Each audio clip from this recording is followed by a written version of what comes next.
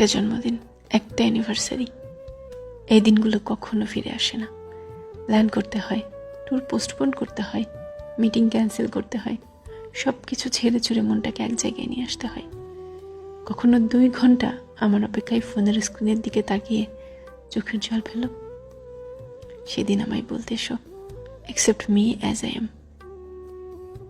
প্রাক্তন মুভিতে ঋতুপর্ণার এই ডায়লগটা আমার কাছে খুব বেশি প্রিয়। মাঝে মাঝে সব কিছুর ঊর্ধ্বে গিয়ে আমরা প্রিয় মানুষগুলোর কাছে একটু সময় আর যত্ন চাই, একটুখানি আদরে আবদারে প্রশ্রয় চাই, বিশেষ দিনগুলোতে বিশেষ কিছু মুহূর্ত চাই। হয়তো সবার জীবনে সেরকম মানুষ থাকে না, আর থাকলেও সেটা তারা বুঝতে পারে না, বা কখনো বোঝার প্রয়োজনীয়তাই মনে করে না। অবহেলা কিংবা অনাগ্রহে বুকের ভিতর আস্ত একটা নদী শুকিয়ে গেল, তা কেউ টেরই পায় না।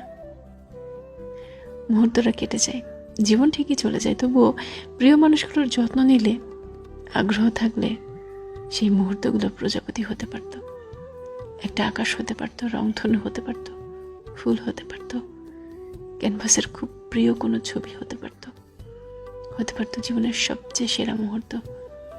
অথচ সবশেষে মুহূর্তরা বাঁচে অপেক্ষায়, অবহেলায়, অনাগ্রহে। অবহেলায় মানুষ মরে না, অভিমান জমতে জমতে একদিন পাহাড় হয়।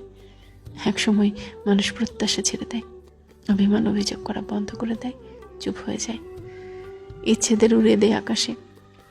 কেবল দীর্ঘশ্বাসে হঠাৎ হঠাৎ মনে হয় জীবন কিংবা মুহূর্তগুলো আসলেই অন্যরকম হতে পারত। হ্যাঁ, হতেই তো পারত।